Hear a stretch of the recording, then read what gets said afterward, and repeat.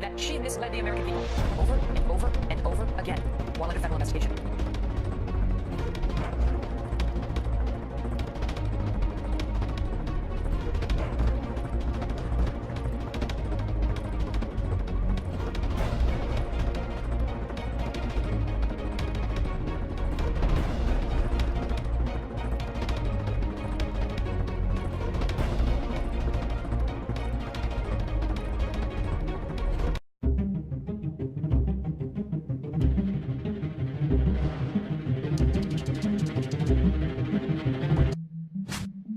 Here for anybody willing to find it and write about it and explain it is this vast right-wing conspiracy. It's no secret that we're going up against some pretty powerful forces that will do and spend whatever it takes to advance a very different vision for America.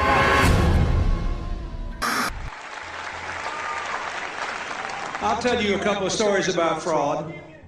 She didn't just delete tens of thousands of those emails, she wiped the server clean. What, like with a cloth or something? Personal emails are my personal business. You know, let's release everything. Let's let everybody in America see what I did for 4 years. But as I said, I saw it as a matter of convenience, and it was allowed. Others had done it. So that's all I could say. The server will remain private. Here's the problem. Their stories have not been the same up to this point. The State Department stories in the two cases have not been the same up to this point. That's why these two federal judges have personally gotten involved in an area where federal judges never get involved, called discovery, the gathering of evidence pre-trial. That's done lawyer against lawyer without a judge involved. You have two cases here.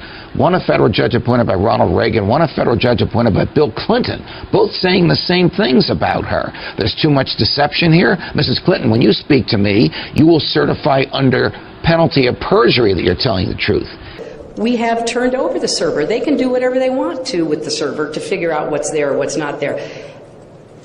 Going through the emails, there were over 60,000 in total sent and received. About half were work-related and went to the State Department, and about half were personal. When you speak to the public, you say, I turned over everything.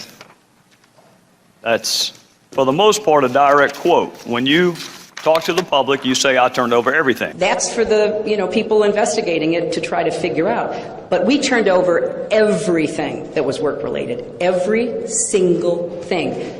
90 to 95% of my work-related emails were in the state system. If they wanted to see them, they would certainly have been able to do so. You know what? That is maybe the 10th time you have cited that figure today. It is. And I have not heard anyone other than you ever cite that figure. Who told you that 90 to 95% of your emails were in the State Department system? Who told you that? We learned that from the State Department in their analysis of the emails that were already on the system. The Inspector General report found that less than 1% of State Department emails, record emails, were captured. So they give a number of less than 1%, and you give a number of 90%. I have absolute confidence that everything that could be in any way connected to work is now in the possession of the State Department. This pile represents the emails that you sent or received about Libya in 2011, from February through December of 2011. This pile represents the emails you sent or received from early 2012 until the day of the attack. There are 795 emails in this pile. We've counted them. There are 67 emails in this pile in 2012. And I'm troubled by what I see here. I can only conclude by your own records that there was a lack of interest in Libya in 2012. What difference at this point does it make? When I think back now to that day and what she knew, it shows me a lot about her character, that, she would choose in that moment to basically perpetuate what she knew was untrue. This was a fast-moving series of events in the fog of war, and I think most Americans understand. How about more generally? Do you think there's something you can do to get a majority of Americans to believe you're trustworthy? Hi, Secretary Clinton. Would you sign this for me? Sure. What's your name? If you can make it out to Christopher Stevens. I think you knew him. Yeah, I'm not going to make it out to Chris Stevens. What difference does it make? Here it goes, here. The server contains personal communications from my husband and me. Only time I got on the internet, I did 2 emails, and I ordered Christmas presents from a reservation. Otherwise, I found people said embarrassing things on emails. I didn't want to be one of them.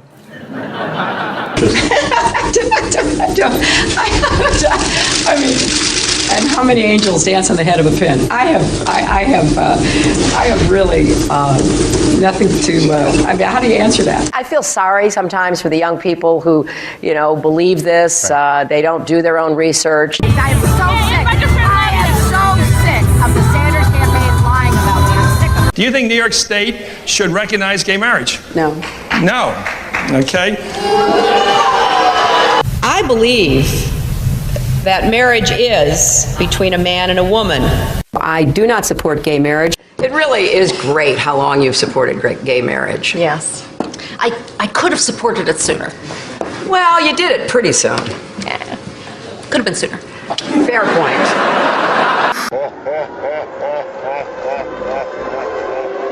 The unborn person doesn't have constitutional rights. Are you saying that a child on its due date, just hours before delivery, still has no constitutional rights? Under our law, that is the case. I was a Goldwater girl. I'm very proud that I was a Goldwater girl. Goldwater was against the '64 Civil Rights Act. 40,000 people, half of them Negroes, demonstrate against Goldwater. I am compelled to urge Negroes and all people of goodwill to vote against him.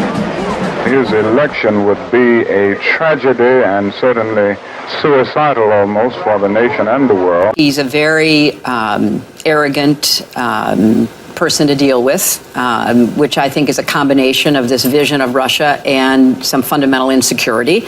I could have told him he was a KGB agent. By definition, he doesn't have a soul. I mean, this is a waste of time, right? Как минимум, государственный деятель должен иметь голову.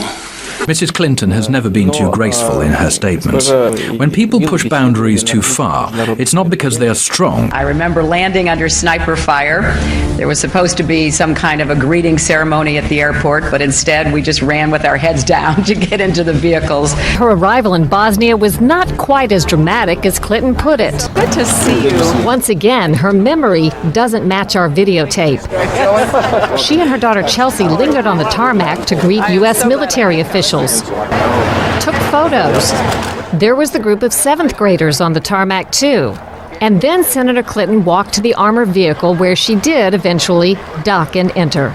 During the parade in which she participated, her campaign roped off reporters so they wouldn't interfere with the candidate. Memory should always match the videotape. I have been a critic of NAFTA from the very beginning. I think that NAFTA is proving its worth. It was one of the highlights of President Clinton's first term, passage of the North American Free Trade Agreement, also known as NAFTA. Critics blame NAFTA for the loss of manufacturing jobs in industrial states, including Ohio and Pennsylvania. Hillary Clinton helped get NAFTA approved. She held at least 5 meetings to strategize about how to win congressional approval. She helped the White House block opposition from labor and environmental groups, and she was the featured speaker at a crucial meeting. Participants in that event said, quote, her remarks were totally pro-NAFTA. Was NAFTA a mistake? NAFTA was a mistake to the extent that it did not deliver on what we had hoped it would. Your opponents are saying that that's really part of a larger pattern with you, that you often avoid taking firm positions on controversial issues. They are going to people showing videos of Donald Trump insulting Islam and Muslims in order to recruit more radical jihadists. Fact checkers have said that she was wrong. All my grandparents, came over here, and turns out only one was an immigrant, 3 were not.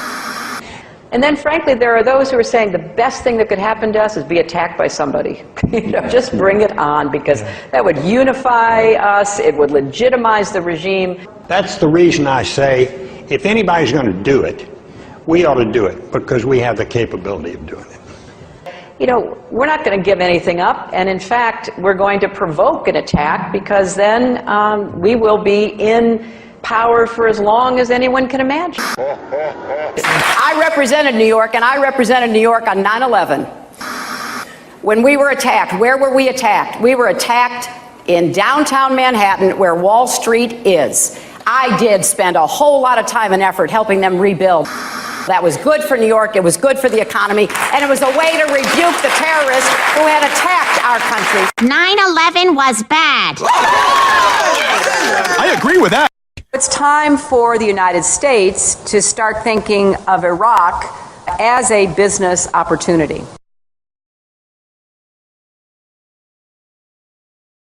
Hi, Secretary Clinton, will you release a transcript of your paid speeches to Goldman Sachs?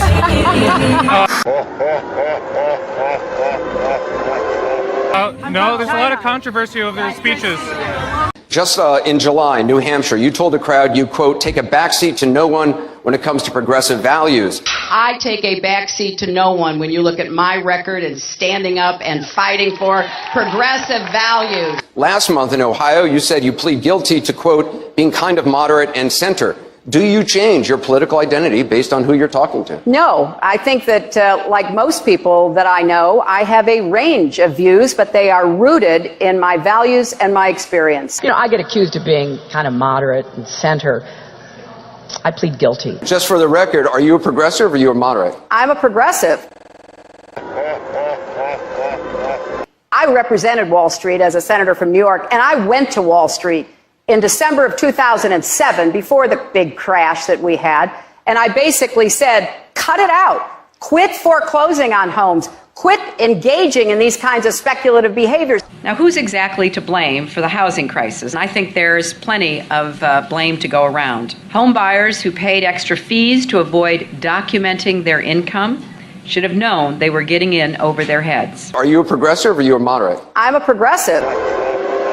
Of course we have to deal with the problem that the banks are still too big to fail. We can never let the American taxpayer and middle-class families ever have to bail out the kind of speculative behavior that we saw. But we also have to worry about some of the other players. AIG, a big insurance company, Lehman Brothers, an investment bank.